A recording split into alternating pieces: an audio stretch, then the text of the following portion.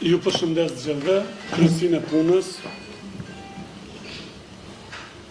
Ju përshëndes gjithëve, doktor të kryesinë e punës, gjithashtu edhe Kult Plusin bashkë me Qendrën Sociale e Del, ju përgëzoj do të thotë për organizimin.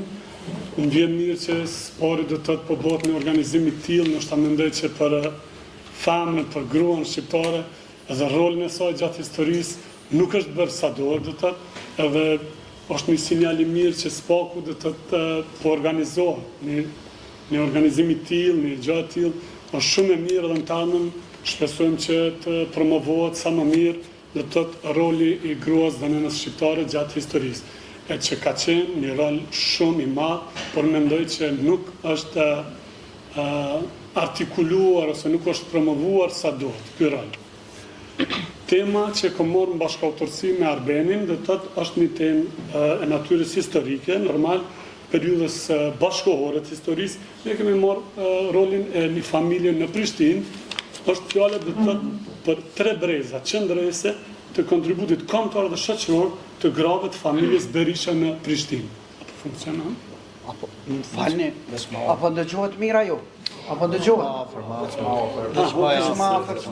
Nuk ka mundësi mja që vëzërën. Në rregull, se nuk e dija sa po dëgjohet. Dhe të 3 breza qendrëset në një familje, nga vitin 1916 deri në vitin 1999, do të thotë në luftën e fundit.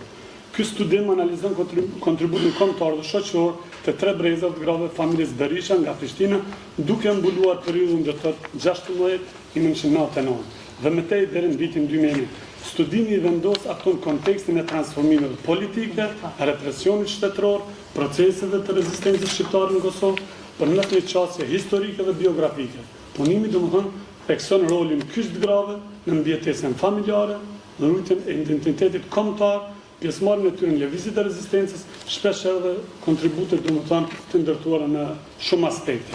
Brezi i parë i kësaj familje do të thotë Berisha ishte Elifa Adeni Berisha, e lindur 1916 në Prishtinë, e mbijetuar e masakrës së Keqekovës. Gjithashtu në vitin 1921 kishte ndodhur edhe masakra në Prapashticë. Do të thotë një masakër që kishte përfshirë tërë rajonin e Gollakut dhe që kishte lënë pasoja të familjet të shumë familje shqiptare, e sidomos edhe të familja Berisha, të cilën do të thotë edhe kam për rast studimi. Për shkak të rezistencës së babait të saj, do të thotë, ndaj kolonizimit, familja u penalizuar nga pushteti atëhershëm jugosllav, e njëjta situatë që e gjeti edhe në familjen e burrit, edhe aty ku ishte martuar, do të thotë. Sherif Berisha nga fshati Llukar. Vujtjet e saj, domethënë saj, u shtuan në verbimin e djalit të Enverit nga mbetjet e luftës së dytë botërore. Burgosët dhe riburgosët e djemve veçanërisht të Aliut e shoqëruan gjatë gjithë jetës. Elifja ishte dëshmitare dhe pjesëmarrëse e heshtur e proceseve të rezistencës, përveç kësaj me krenari rujtje dhe veshjen tradicionale dhe mikpritjen e familjes. Brezi i dytë, Zyra, 1950 dhe 2003. Vjen do të thotë nga familja e njëjtë, e prekur rënë nga masakrave kjo e Prapashticës, jeta e saj shërben si një pasqyrë drejt për drejt e ndryshimeve të mëdha politike dhe represionit të viteve 90. Ajo përballoi burgosin e bashkëshortit, vitet 1990, bashkëshorti i saj ishte një mësues shumë i njohur, Ali Berisha, cilin e njeh Prishtina, e njeh pjesa e kodrës trimave dhe një kontribut shumë i madh. Por kjo, do të thotë, bashkëshorta arriti që përkundër këtë presionin politike, përjashtimin që i kishte nga sistemi, që të krijoj familjen, që të menaxhoj familjen në një fat forme dhe që familja të vazhdonte rrugtimin e saj. Zyra menaxhoi familjen mes varfrisë dhe traumave të rënda, që kishte pstuar do të thotë nga regjimi atëhershëm. Përfshir kujdesin për fëmijën me aftësi të kufizuar, edhe kjo ishte një specifik. Ajo do të thotë duhet kujdeset edhe për fëmijët me aftësi të kufizuar që kishte brenda familjes. Dhe këtë arriti ta menaxhoi shumë mirë. Menaxhoi do të thotë edhe familjen mes varfrisë, se ishte edhe një varfëri e madhe në atë kohë. Gjithashtu edhe u ballafaqua edhe me procesin e helmimit.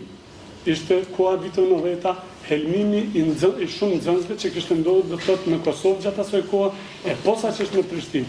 Kjo është një familje që ishte ballafaqur shumë dhe nëna do të thotë zyra ishte ballafaquar me jo vetëm ndihmën ndaj familjarëve të vetë, po edhe me strehimin e studentëve të ndryshëm, të cilët studentët në Prishtinë përmdiqeshin nga sistemi atëhershëm.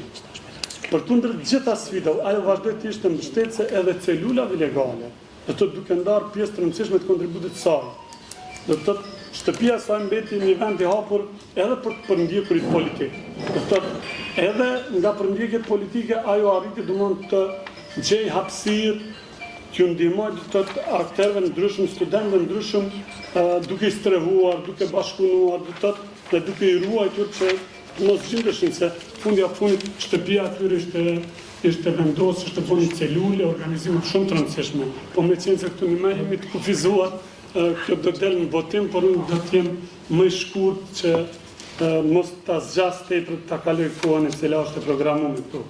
Unë do të kaloj direkt edhe në brezin e fundit, tash po mendoj brezin cilin po jetojmë familjes Berisha, e vajza Fitoria Berisha, do të cila jeton dhe si e përndjekur e kësaj familje cila jeton sot në Gjermani, është një shembull shumë i lartë i qëndresës së gruas dhe femrës shqiptare. Ajo, përveç që kishte filluar arsimin para viteve 90-ta, do të ishte ballafaquar edhe me përndjekje për shkak të ideve rreth një Kosovë Republikë, një Kosovë të pambarë të asoj kohë, në të cilën e kërkonin studentët kudo që ishin. Kjo, si të rinjtë atëherë, e kishte marrë bashkë me Firkja Aliu, si ishte një gjatë luftës që komandant Stera, dëshmor tash më i rënë, do të thonë, kishin filluar organizime të ndryshme, por fatkeqësisht ishin arrestuar nga policia dhe maltretuan rënë. Sidomos Ferkiu i cili ju kishin ktyrë dhe brin, shërimi i tij u bë, domethënë, në familjen e Fitores. Shoni, kjo familje përveç që ka pas 3 breza të grave, domethënë familja Berisha që janë mirë vazhdimisht në organizim. Ta do të kanë rrezikuar shumë duke strehuar celulat ndryshme, duke bashkëpunuar domethënë me njerëz që edhe sot jetojnë në aktor të rëndësishëm të organizimeve edhe politike dhe arsimore. Një rast tjetër paraqitet martesa e saj me bashkëveprimtarin Bedriu me 29 gusht 1993.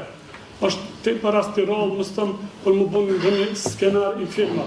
Tani Fitoria gjendet në ilegalitet plot, po për shkak të ndarjes së vadës apo caktimit ditës kur ish bë martesa e saj, Fitoria detyrohet që për hir të konspiracionit të kohës, ndosmat mbar. Ali Berisha, mësues shumë i nderuar nga Prishtina, baba i saj, baba i Fitores, vuri roje në rast të tentimit policisë serbe në atë kohë për të arrestuar gjatë ceremonisë dasmës.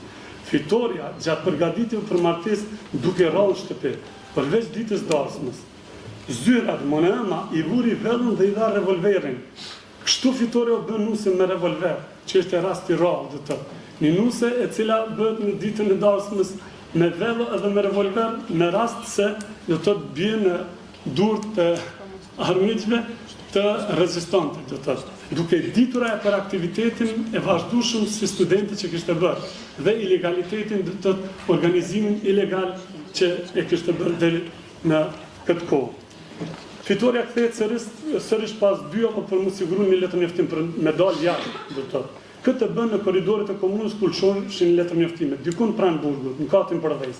Fitoria vren lëvizjet dyshimta nga shkallët e katit lart, pasi asaj u thirr emri. Ajo futet në turm që priste kur njerëz t'i hapnin rrugë dhe mbyllin korridore që mos më ranë në durë se u vret nga shërbimi atëhershëm i udhëves, do thotë, dhe arrin të përvidhet me një letërnjoftim cilin ia siguron shoqja e saj aktiviste Lumnie Veseli. Do thotë, kjo arrin të siguron një letërnjoftim të kalon në Maqedoni dhe në mënyrë ilegale të kalon në Gjermani. Si rezultat i aktivitetit të saj si studente dhe aktivitetit të saj patriotik në organizimin dhe celulat që dëshin rreth luftës në atë kohë. Si përfundim, historia e 3 brezave grave familjes Berisha paraqit një mozaik të çmuar të qendresës së heshtur shqiptare, të zhvilluar në forma të ndryshme gjatë një shekulli plot sfidash politike, sociale dhe familjare. Nga përjetimet e dhëmshme të masakrave, të kolonizimit, të jetesa në represion të vazhdueshëm shtetëror. Kjo familje thjesht është një shembull i një sakrifice të madhe të gruas, dhe të që ka bërë gjatë shekullit të kaluar, sidomos gruas së Prishtinës. Ju falenderit, ndoshta më dusht me shkurtu për arsye se këtu kemi shumë ku është të kufizuar në veç disa elemente i përmena që mendoj që pak është bërë në paraqitjen e kontributit të femrës në përgjithësi dhe tëtë gjatë historisë. Unë e falenderoj special edhe pjesëtarin e familjes Berisha, i cili është të prezent me gjithë të sakrifica, me gjithë të gjona që ka kalu familja dhe nëna e tij, personalisht. Ju falenderoj.